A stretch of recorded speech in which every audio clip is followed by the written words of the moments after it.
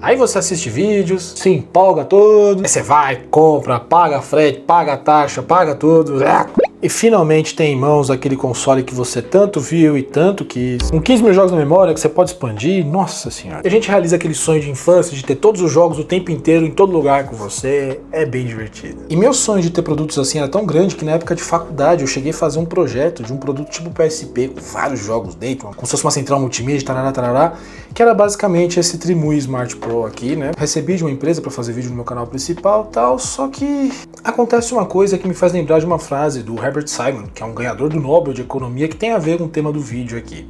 A riqueza de informação cria pobreza de atenção.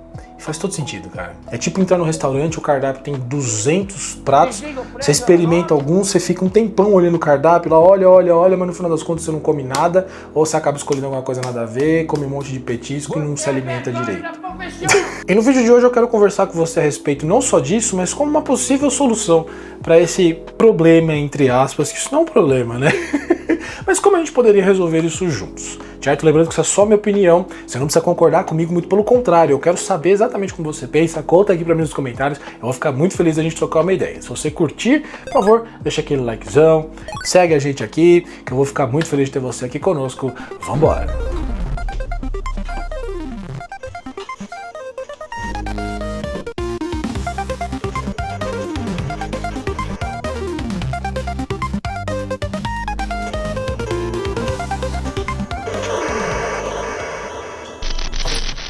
Se você é uma pessoa mais novinha, com certeza você não vai ter essa memória, mas quem compartilha idade aí comigo vai se lembrar que ou você alugava uma fita e ficava com ela pelo tempo, né, que você alugou, ou você comprava uma fita e você tinha que jogar essa fita por muito tempo, praticamente só essa fita, porque videogame sempre foi um negócio muito caro, principalmente aqui no Brasil, então não dava pra gente ter várias fitas o tempo inteiro, não era um negócio muito acessível, a não ser que você fosse na Taca-Taca, ali atrás da loja Taca-Taca, que tinha uma barraca ali na Lapa de São Paulo, onde você comprava as fitinhas por R$10. Não é uma experiência pessoal, imagina, é bobagem. Ou pra quem é mais novinho aí, lembra que não tinha tantas opções de jogos grátis online, assim como a gente tem hoje em dia, né? Você tinha um ou outro e vários jogos em flash, mas não é a mesma coisa, né? Não é o foco aqui. O foco é, a gente tinha menos opções. E o legal desses consoles portáteis é que você tem praticamente um museu do videogame no seu bolso. Você leva jogos da sua infância, até de momentos em que você não viveu, se você for mais novo. E não é à toa que isso aqui faz tanto sucesso, porque tem pra todo tipo de potência, bolso, enfim. Tudo isso aqui. O Steam Deck, então, nem se fala. Maria, vai cair tudo aqui. Ele, pra mim, foi um divisor de águas. A minha conta da Steam tem mais de 18 anos. É muito jogo que eu tenho aqui.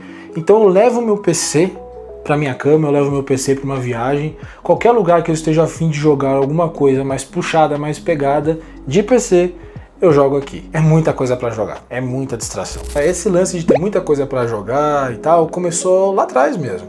Apesar dos jogos não serem muito acessíveis pra boa parte da população aqui no Brasil, ainda hoje não é, infelizmente, né? É por isso que tem muita pirataria, inclusive. Algumas empresas até merecem, mas deixa isso pra lá. Eu lembro que quando eu era jovem, faz tempo, eu gostava de baixar algumas ROMs pra jogar no computador.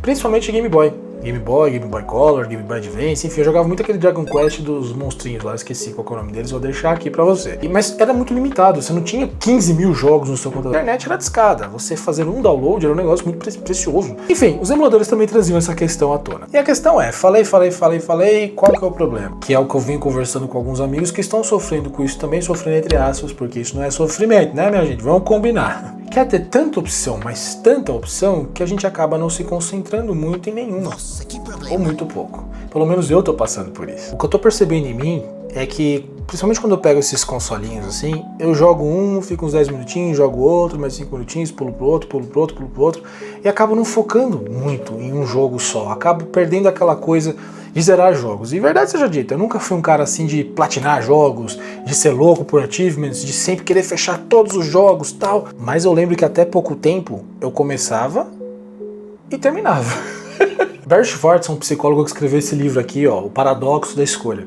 É um livro bem interessante, é meio antigo, já tem uns 15 anos, mas que trata bem sobre esse assunto aqui. Basicamente ele diz que ter muitas opções nos deixa triste, porque quando você faz uma escolha, você sempre fica com aquela pulguinha atrás da orelha que uma outra escolha poderia ser melhor. Numa licença poética aqui sobre esse livro, basicamente você lendo aqui, você entende que fazer uma escolha é difícil, fazer uma escolha bem feita é mais difícil, e fazer uma escolha bem feita num mar de opções é praticamente impossível. Então talvez a máxima de menos é mais seja real. Menos jogos, mais felicidade. Divirta-se. Vai até o fim. Eu lembro de ficar praticamente um ano jogando só Resident Evil 2 de 64, porque eu tinha poucos outros jogos que eu já tinha jogado a exaustão, não tinha mais nada pra jogar. Tinha meus motivos pra estar só nesse jogo aqui, e eu sabia tudo desse jogo aqui. Acho que ainda sei, se eu pegar pra jogar ainda lembro. Onde tem as roupinhas secretas, o que tem que fazer pra pegar, onde tá o zumbi a pular. Ou então você ia na barraquinha, comprava 3 por 10 e era com isso aqui que você se divertia, aos pouquinhos você montava a sua coleção. Mas veja, uma pasta dessa não chega nem perto do que um videogame hoje em dia pode te oferecer, ou um consolinho retro desse, que tá na moda, ainda bem, te oferece. Acho que é por isso que eu gosto tanto desse Game Watch aqui do Zelda, que são 3 jogos pra jogar e acabou. Link's Awakening, inclusive, uma obra de arte, né? Que jogo, cara. Então, a gente resmungou e solução, como é que é? Só reclamar não resolve nada, né? Então, o que eu vou fazer? Eu tenho 2 planos pra isso. O primeiro eu vi num canal do YouTube de um cara que eu gosto muito, chama-se TechTweeb, vou deixar linkado aqui pra você em algum lugar. É um canadense muito doido, só fala de jogos retrô, faz review de produtinhos assim. E o cara teve uma sacada muito boa. E isso aqui é bem específico pra mim ou pra quem coleciona, claro, mas por exemplo, se você tem vários consolinhos desses, você coleciona também. Esse aqui se parece muito com PSP. Tem potência para rodar tudo de PSP. Pegar esse console aqui e transformar num console específico para PSP. O RGXX da Embry que parece muito um Game Boy Color, né? Então, para mim, ele já virou, né? Já mexi, já coloquei o One OS aqui dele. É um videogame para jogar jogos de Game Boy Color e Game Boy Advance no máximo. Assim eu forço a ter menos opções. Se eu quiser jogar um jogo de Game Boy, eu já vou direto nesse daqui, escolho um jogo e vou me forçar a jogar só esse jogo. Para jogos mais modernos, como no PC, Steam, né, consoles, tipo PlayStation, que seja, meu plano é outro. Eu disse para vocês no começo do vídeo que eu não sou muito de platinar nem correr atrás de achievements, pois vou fazer o contrário. Olha só, Oblivion é um dos meus RPGs favoritos, quase 1000 horas no Xbox 360, sabe Deus quantas horas no PlayStation 3, que inclusive queimou, tadinho. Tá, onde eu quero chegar? A campanha principal de Oblivion é fechar o portão de Oblivion. 55% só das pessoas fizeram isso. Campeão de Cyrodiil, olha quantas pessoas zeraram o jogo. 5,3% só das pessoas que compraram zeraram o jogo. E não me olha com essa cara não, que eu sei que vocês, sua coisa safada, vem na promoção da Steam, sai comprando tudo e fica com backlog imenso, não zera nada. Nós vamos fazer isso juntos. Então eu vou dar um foco a mais nos achievements para me forçar a jogar mais os jogos que eu já tenho, inclusive. E assim conhecer histórias novas que estão aqui paradas e eu desconheço. Porque mesmo com esse mar de opções que a gente não tem como evitar, mesmo se você não comprar nenhum console, se você não tiver videogame, se você tem um PC e tal, tem tanto jogo bom de graça, tipo Delta Force, um jogo de tiro sensacional e grátis, que a gente perde o foco sim. O game designer Jasper Juhl, ele fala no livro dele que o fracasso nos jogos é que faz a diversão desses jogos, sabe? Acho que é por isso que Souls-like faz tanto sucesso também, né? Porque é muito gostoso, uma sensação boa mesmo, né? Depois de horas ali tentando passar daquele boss, você finalmente consegue. Pra quem é ruim como eu, por exemplo, sou muito ruim, e Souls-like é uma sensação muito gostosa. E você se forçar a ficar no lugar só, você consegue mais chances de ter esse tipo de sensação, essa injeção de serotonina no seu cérebro, sacou? Ao invés de ficar trocando de jogo de 5 segundos como se fosse um vídeo no TikTok, por exemplo. A conclusão que eu consigo tirar, baseado na minha experiência, da de alguns amigos e da pesquisa que eu fiz a respeito do tema, o menos pode ser mais para você. Mas eu quero lançar esse desafio. Você vai fazer ou acha interessante fazer isso que eu sugeri? Se você está focado nos jogos mais recentes, vamos focar nos achievements para a gente concluir os jogos. Ou se você também tem uma coleçãozinha retro bacana, vamos fazer esse negócio assim? Se tiver mais de um, você deixa um específico para uma coisa, outro mais específico para outra, e assim você consegue ter umas opções mais nichadas e focar um pouquinho mais. Pode ser interessante.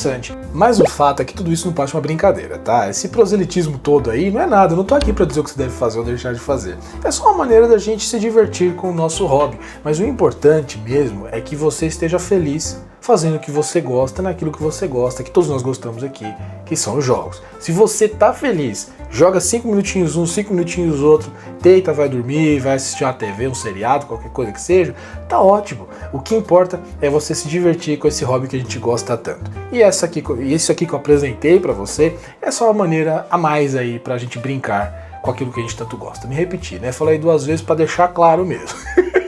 Sabe uma coisa que seria muito legal? Se você seguisse a gente, deixasse aquele likezão, que vai ser muito bacana ter você aqui com a gente nessa comunidade que a gente está construindo, de pessoas que gostam tanto de videogame, e claro, deixar aqui um comentário com o seu ponto de vista, o que você acha, se acha que isso vale a pena, se você tem uma outra sugestão, uma outra ideia, vamos conversar, que o importante mesmo é a gente se divertir e eu tô muito feliz de você estar aqui com a gente, viu? Então, bom descanso, feliz tarde, noite, manhã, madrugada, não sei que hora você tá assistindo isso daqui. Obrigado por você estar aqui, vejo você na próxima. Valeu, falou e tchau!